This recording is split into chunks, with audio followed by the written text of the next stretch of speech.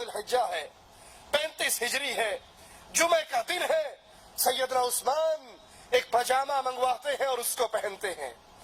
انہوں نے نہ زمانہ جاہلیت میں نہ زمانہ اسلام میں کبھی اس پاجامے کو پہنا, لیکن اس دن خاص طور پہ پاجامہ منگوا کر پہنتے ہیں اور کہتے ہیں آج رسول اللہ صلی اللہ علیہ وسلم کی خام میں زیارت ہوئی تھی. وہ عثمان جو بھوک اور پیاس کے اندر نیت سے روزے رکھا کرتا تھا اور نیت سے افطار کر لیا کرتا تھا. وہ عثمان جس کے گھر میں افطاری کے لیے پانی تو درکنار نمک بھی نہیں تھا, جو نیت سے سحری کرتا تھا, نیت سے افطاری کرتا تھا مظلومیت کی حالت میں. ارے ایک طرف مارکہ کربلا ہے جو تمہاری کتابوں کے مطابق چند گھنٹوں ختم ہو جاتا ہے, اور ایک طرف 39 یا 40 دن کا پیاسا عثمان رضی اللہ عنہ وارضا. کہا آج امام الانبیاء خام میں آئے تھے, ابو بکر و عمر بھی ساتھ تھے, اور کہا تھا عثمان آج کے روزے کی افطاری تو میرے پاس آ کر کرے گا, آج تو افطاری میرے پاس آ کر کرے گا. ادھر باغیوں نے امام مظلوم کے گھر پہ حملہ کیا. گھر کے دروازے پر حسن بن علی, عبداللہ بن زبیر, محمد بن طلحہ اور کچھ اور نوجوان پہرے پر تھے. وہ ان باغیوں سے لڑتے رہے.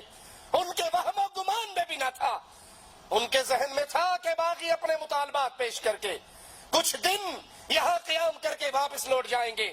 ان کے وہم و گمان میں نہ تھا کہ بغاوت کی یہ تحریک یہودیوں کے ایجنٹ عبداللہ ابن سبا نے برپا کی ہے, اور آج تک اس عبداللہ ابن سبا کی ناجائز اولاد صحابہ کے خلاف بغاوت کی تحریک برپا کرتے ہوئے نظر آتی ہے. جہاں صحابہ کو گالیاں پڑھتے ہوئے دیکھو گے, گالیاں دینے والے عبداللہ ابن سبا یہودی کے ایجنٹ ہوں گے. انہیں یقین نہیں تھا کہ باغی اس حد تک بڑھ جائیں گے. باغیوں نے عثمان کے گھر پہ حملہ کیا. حسن بن علی, عبداللہ بن زبیر, محمد بن طلحہ ان باغیوں سے لڑتے ہیں اور عثمان کے دروازے تک کسی کو پہنچنے نہیں دیتے. اور 4 باغی ساتھ والے گھر کا سہارا لے کر دیوار پھلانگ کر سیدنا عثمان رضی اللہ عنہ وارضا کے گھر میں داخل ہو جاتے ہیں.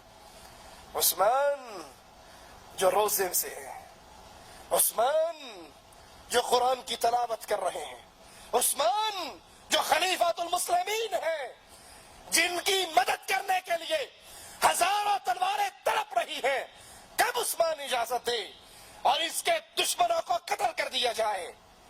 اور وہ عثمان کہہ رہا ہے مدینے کے اندر میں خون بہتا ہوا نہیں دیکھ سکتا.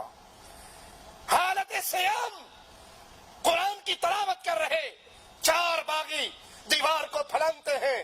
سیدنا عثمان رضی اللہ عنہ وارضا کے گھر میں داخل ہو جاتے ہیں.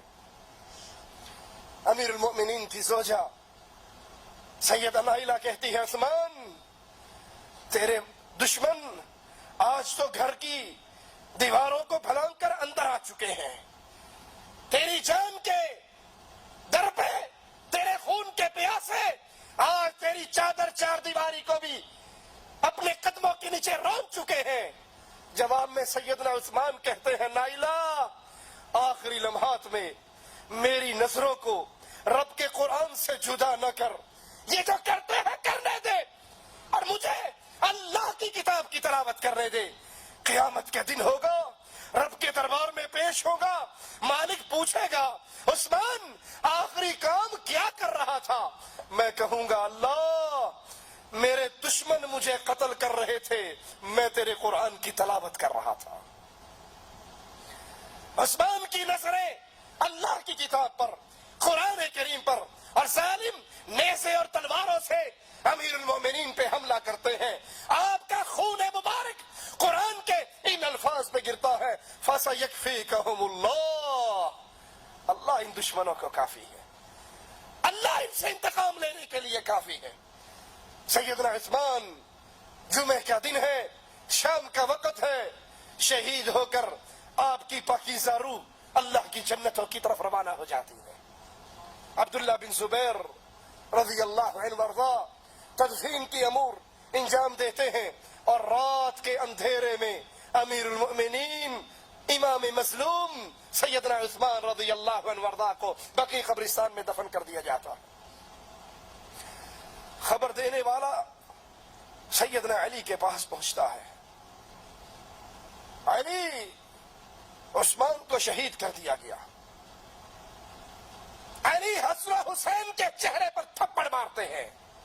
وہ علی جس نے حسن حسین کو کبھی غصے سے بلایا بھی نہ تھا، آج یہ چہرے پر پڑنے والے تھپڑ زبان حال سے کہنے دیجئے. وہ کہتے ہوں گے بابا ہمیں تو نے کبھی غصے سے بھی نہیں بلایا اور آج تھپڑ مار رہا ہے. کہاں تم نے اپنے خالو کی حفاظت کرنے میں کمی کا ثبوت دیا؟ اور اس اطلاع دینے والے کو کہتا ہے تبا لکم آخر الدہر، سنو اب تم پر ہمیشہ کی تباہی مسلط کر دی گئی ہے.